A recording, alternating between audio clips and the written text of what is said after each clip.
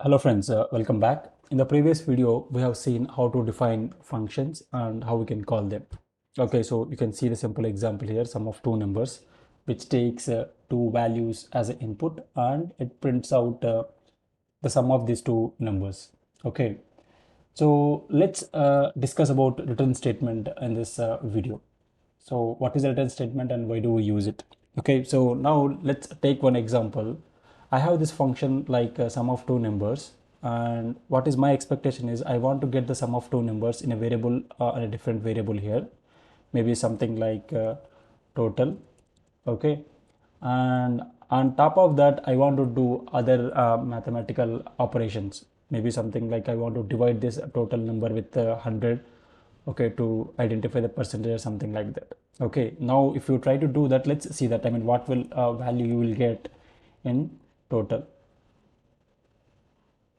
See here, you got 10 plus 45 55, and in the total we got none here. So that's because this function does not give you any value to the function caller here. So who is the function caller here? The line number 4 is the function caller, and we are calling this function and storing the value whatever it is returning into a variable called total.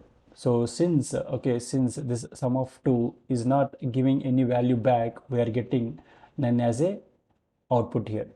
Then how can we send some value to the function caller? So for sending value to the function caller in Python, we use return statement.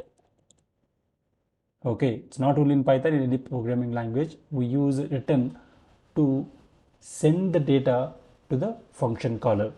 Okay, so in this case what we have to send back is sum of two numbers, right? So which is like num1 plus num2, isn't it? So now if you call this function, you will get some value in the total variable here. See here, you got it right. So let's give one more example. Maybe I will take another total. 1 is equal to sum of 2. So this time I will go 90 comma 78. See here, we got, sorry, I did not print that. Total 1. Now let's rerun the program. See here, we got this output, right? Something like that. So in this function, I mean, it is up to you whether you want to have a print statement or not. But if you want to return some value to the function caller, then we have to use return statement.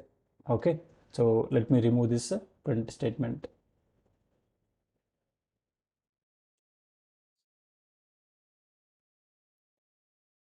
Something like this. I hope you understand this return concept, guys. I mean, if you have any doubts, please mention in the comment section below, and do not forget to subscribe to our YouTube channel.